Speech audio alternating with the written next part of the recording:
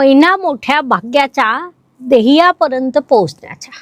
धनुराशीच्या ज्योतिषप्रेमींनो, तुम्हाला कधी असं वाटतं का की तुमच्याकडे मोठं स्वप्न आहे परंतु त्याला योग्य दिशा मिळत नाही? मे 2026 हा महिना तुम्हाला सांगतोय दिशा पण मिळेल, डेस्टिनेशन पण मिळेल. धनुराशी म्हणजे ध्येय, प्रवास आणि ज्ञान. तुम्ही फक्त स्वप्न पाहत नाही तर तुम्ही त्यासाठी प्रवास करता. तुमचं मन नेहमी पुढे बघतं. तुमचं ध्येय तुम्हाला पुढे नेतं, तुमचं विजन तुम्हाला वेगळं बनवतं आणि तुमचा उत्साह तुमचं भाग्य उघडतो. या महिन्यात एक बाब प्रामुख्याने लक्षात घ्या. ध्येय मोठं ठेवा पण पाऊल थांबू देऊ नका. नमस्कार, मी ॲस्ट्रोगुरू डॉक्टर ज्योती जोशी सर्व ज्योतिषप्रेमी व अभ्यासकांचं मनपूर्वक स्वागत करते. आपण मे 2026 या महिन्याचं राशी भविष्य समजून घेत आहोत. आज आपण धनुराशीसाठी हा महिना कसा असेल यावर सविस्तर चर्चा करणार आहोत. व्हिडिओच्या शेवटी या महिन्यात करावयाचे विशेष उपाय सांगणार आहे, त्यामुळे व्हिडिओ शेवटपर्यंत बघा. ही शास्त्रीय माहिती आवडल्यास व्हिडिओला शेअर करायला विसरू नका, जेणेकरून इतरांपर्यंत पोहोचू शकेल.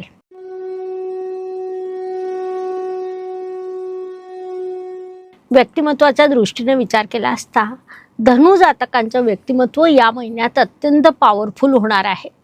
तुमचे राशी स्वामी म्हणजे देवगुरु बृहस्पती सप्तम या केंद्रस्थानात विराजमान आहे.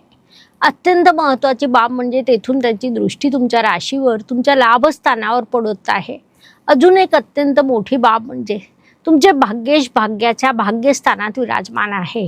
याचा अर्थ तुमचं भाग्य प्रबळ झालेलं आहे, ज्यामुळे योग्य लोक तुमच्या आयुष्यात येतील, तुम्हाला भेटतील, तुम्ही त्याचं सोनं कराल. योग्य संधी देखील तुम्हाला मिळतील. तुम्ही टार्गेट ओरिएंटेड राहणार आहात आणि ते अचीव देखील करणार आहात. साहजिकच या सर्व गोष्टींचा अत्यंत सकारात्मक परिणाम तुमच्या व्यक्तिमत्वावर होणार आहे, म्हणून या काळाचा सदुपयोग करा.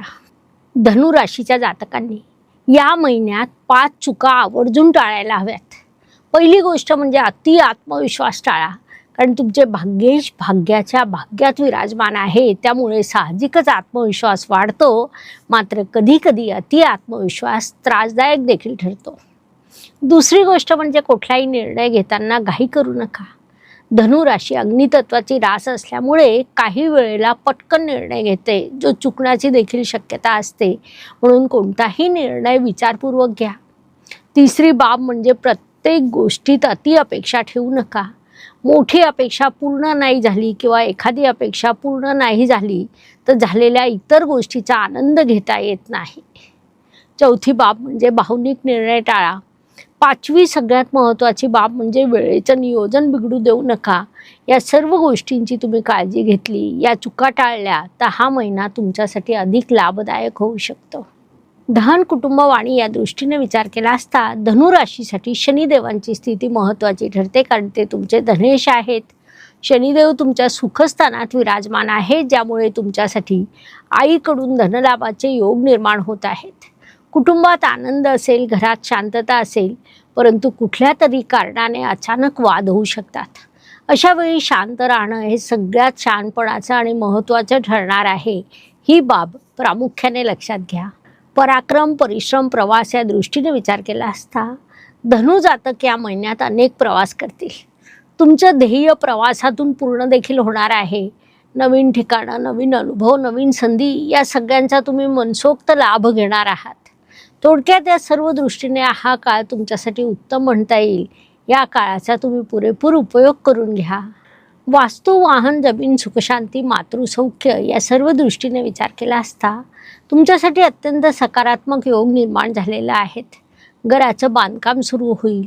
काही जातक घराचं बुकिंग करतील. वाहन योग निर्माण होत आहे. वास्तू सौख्य तुम्हाला प्राप्त होणार आहे. वास्तूतून समाधान मिळेल. घरात तुम्ही एखादं नवीन फर्निचर आणाल. काही घरात घराच्या नूतनीकरणाचा देखील विचार करू शकतात. एकंदरीत हा काळ तुमच्यासाठी अत्यंत सकारात्मक आहे, म्हणून या काळाचा पूर्ण लाभ घ्या. शिक्षण, प्रेम, संतती, विवाह या दृष्टीने विचार केला असता तुमच्या पंचम स्थानात भाग्येश स्वतः विराजमान आहेत. अर्थात या दृष्टीने हा काळ तुमच्यासाठी खूप सुंदर आहे.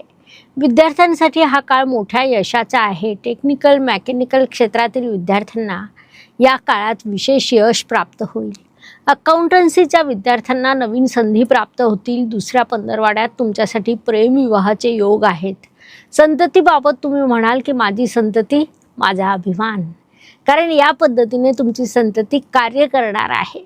थोडक्यात या दृष्टीने हा काळ तुमच्यासाठी लाभदायक म्हणता येईल. या काळाचा पूर्ण सदुपयोग करा. धनु जातकांसाठी एक प्रश्न, तुमच्या आयुष्यातील सगळ्यात मोठं ध्येय काय आहे? तुमचं उत्तर कमेंटमध्ये नक्की लिहा. आरोग्य, कर्ज, स्पर्धक, हितशत्रू या दृष्टीने विचार केला असता तुमचे षष्ठ स्थानात विराजमान आहे. थोडंसं ओव्हर थिंकिंग होईल, परंतु सामान्यपणे तुमचं आरोग्य चांगलं राहील. आयुष्याकडे सौम्यपणे बघा, शत्रूंना इग्नोर करा, जेणेकरून तुम्ही अधिक आनंदी जीवन जगू शकाल. ही बाब प्रामुख्याने लक्षात घ्या. नोकरी व व्यवसाय या दृष्टीने विचार केला असता हा महिना तुमच्यासाठी मोठ्या यशाचा आहे. नोकरीमध्ये तुमचं कर्तृत्व सर्वांच्या समोर येईल, तुमच्या कामाची प्रशंसा केली जाईल. व्यवसायात ग्रोथ मिळेल, कारण तुम्ही मोठ्या परिश्रमाने तुमचं कर्तृत्व सिद्ध करणार आहात. तुमचं कार्य बोलेल, ज्यामुळे तुम्ही आनंदी राहाल. थोडक्यात नोकरी व व्यवसाय या दोन्ही आघाड्यांवर हा महिना तुमच्यासाठी उत्तम म्हणता येईल. या काळाचा पूर्ण लाभ घ्यायला हवा. महाभारतात अर्जुनाचं ध्येय क्लिअर होतं आणि म्हणूनच तो सर्वोत्तम धनुर्धर बनू शकला. ध्येय स्पष्ट असेल तर मार्ग आपोआप सापडत असतो. ही बाब प्रामुख्याने लक्षात घ्या. ज्येष्ठ नागरिकांच्या दृष्टीने विचार केला असता या काळात तुमच्यासाठी प्रवासाचे योग निर्माण होत आहे. आध्यात्मिक प्रगती घडून येईल. आरोग्याची काळजी घेणं तुमच्यासाठी आवश्यक राहील. महिला वर्गाच्या दृष्टीने विचार केला असता या काळात तुमचा आत्मविश्वास वाढणार आहे. तुमचे निर्णय तुम्ही स्वतः घ्याल. घर, करिअर बॅलन्स करून सांभाळाल. तुमचं भविष्य तुम्ही स्वतःच घडवणार आहात. ही बाब अत्यंत सकारात्मक म्हणता येईल. भाग्य व शुभसंकेत या दृष्टीने विचार केला असता धनु जातकांसाठी हा महिना अनेक शुभसंकेतांनी परिपूर्ण भरलेला आहे. त्यामध्ये प्रामुख्याने सांगायचे झाल्यास तुमचे भाग्येश रविदेव भाग्याच्या भाग्यात जाऊन प्रबळ झालेले आहे. भावात भाव नियमानुसार जेव्हा एखादा ग्रह स्वस्थानापासून पुढे त्याच स्थानात जातो तेव्हा तो अत्यंत प्रबळ झालेला असतो.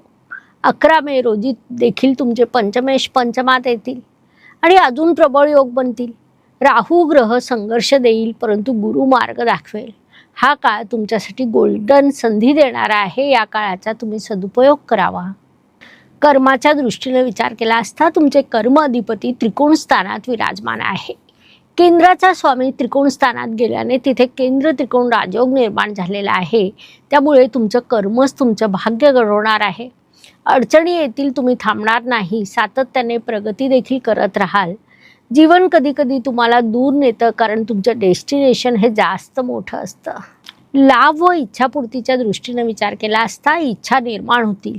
त्यानुसार तुम्ही ॲक्शन घ्याल. ते ॲक्शन पूर्ण देखील होईल, अर्थात तुमची इच्छा देखील पूर्ण होईल. थोडक्यात हा महिना तुमच्यासाठी लाभाचा म्हणता येईल. म्हणून या काळाचा पूर्ण उपयोग करून घ्यायला हवा. व्यय व परदेश गमन या दृष्टीने विचार केला असता शिक्षणावर, प्रवासावर, नवीन स्किलच्या अभ्यासावर तुमचा मोठा खर्च होणार आहे. एक बाब लक्षात घ्या की हा सर्व खर्च नाही, तर ही भविष्यासाठी केलेली गुंतवणूक असेल. म्हणून हा खर्च तुम्ही नक्की केला पाहिजे. धनु जातकांसाठी एक प्रश्न, तुम्ही सध्या कोणत्या गोष्टीसाठी परिश्रम करीत आहात? तुमचं उत्तर कमेंटमध्ये नक्की लिहा. चला आपण आता या महिन्यात तुमचा स्कोअर समजून घेऊया. पैशाच्या दृष्टीने विचार केला असता धनु जातकांना पैसा देणारे ग्रह म्हणजे शनी आणि शुक्र होय. शनी जलतत्वात तर शुक्र पृथ्वी तत्वात स्वराशीचा आहे. त्यामुळे पैसा येईल, मात्र धनसंचय मर्यादित होईल. म्हणून आपण 10 पैकी 6 गुण देत आहोत. प्रेम या दृष्टीने विचार केला असता तुमच्यासाठी प्रेम विवाहाचे योग आहेत. विवाह जुळून येण्याचे देखील योग आहे. थोडासा विसंवाद होऊ शकतो, म्हणून आपण 10 पैकी 8 गुण देत आहोत. यानंतर करिअरच्या दृष्टीने विचार केला असता धनु जातकांचं अर्थत्रिकोण प्रबळ झालेला आहे, ज्यामुळे करिअरमध्ये यशाच्या संधी वाढणार आहे. व तुम्ही नोकरी करा, व्यवसाय करा, तुम्हाला 10 पैकी 9 गुण देण्यात येत आहेत. प्रत्येकच दिवस प्रत्येकासाठी चांगला जात नाही.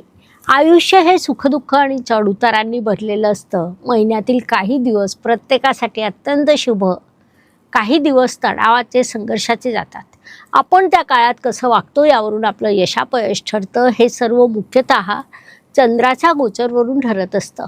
त्या दृष्टीने या महिन्यात धनु जातकांसाठी त्या दृष्टीने या महिन्यात धनु जातकांसाठी 7, 16 आणि 25 हे दिवस शुभ आहे म्हणून महत्त्वाची कामं पूर्ण करा. तर 5, 14 आणि 22 हे दिवस अशुभ आहे. संघर्षाचं प्रमाण वाढलेलं असेल म्हणून या दिवसांमध्ये तुम्ही स्वतःच्या कुटुंबाची योग्य ती काळजी घ्या, जेणेकरून मानसिक स्वास्थ्य टिकून राहील. उपायांच्या दृष्टीने धनु जातकांनी गुरुवारी पिवळ्या रंगाच्या वस्तूचं दान करावं. विष्णू गुरु मंत्राचा जप करा. कपाळाला केशरचा टिळक लावा. हे सर्व उपाय तुम्हाला अत्यंत शुभ परिणाम देतील. तुम्ही ते नक्की करा. धनु राशीसाठी रेड जेस्पर हे ब्रेसलेट सुचवण्यात येत आहे. गुरुस्थान, श्रद्धेचा संघर्ष अशा समस्यांचा जर तुम्ही सामना करत असाल तर हे ब्रेसलेट तुमच्यासाठी अत्यंत लाभदायक राहील. हे ब्रेसलेट तुम्हाला ऑनलाईन खरेदी करायचे असल्यास लिंक डिस्क्रिप्शन बॉक्समध्ये दिलेली आहे. ब्रेसलेटसोबत आपण ते धारण कसं करायचं याचा शास्त्रोक्त विधी ॲक्टिवेशन कार्ड देत असतो. या कार्डवर ब्रेसलेट ठेवून तुम्ही ॲक्टिव्ह केलं तर त्याचा तुम्हाला प्रचंड लाभ होतो. सिद्ध केलेलं हे ब्रेसलेट ॲक्टिवेशनने तुम्हाला फळ द्यायला लागतं आणि हो, सोबतच डिस्काउंटसाठी कुपन कोड देखील असतो. त्यामुळे डिस्क्रिप्शनमध्ये जाऊन आपण ते बुकिंग करू शकता. धनु जातकांनो, तुम्ही फक्त स्वप्न पाहत नाही तर ते पूर्ण देखील करतात. या महिन्यात चालत राहा, कारण डेस्टिनेशन जवळ आलेलं आहे. हे चॅनल फक्त भविष्य सांगत नाही तर भविष्य घडवायला शिकवतं. इथला प्रत्येक शब्द तुमच्या यशासाठी आहे.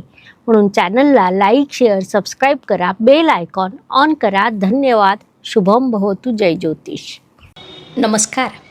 शास्त्राचा अभ्यास करण्यासाठी माझी मराठीतून 11, हिंदीतून 2 अशी पुस्तकं प्रकाशित झाली आहे.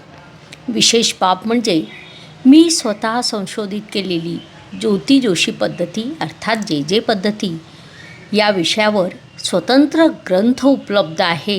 त्याचा देखील लाभ घ्यावा. यूट्यूबची कार्यप्रणाली ही मुख्यतः लाईक, शेअर आणि सबस्क्राईबवर चालते. Please like, share and subscribe the channel. धन्यवाद. शुभम भवतु. जय ज्योतिष.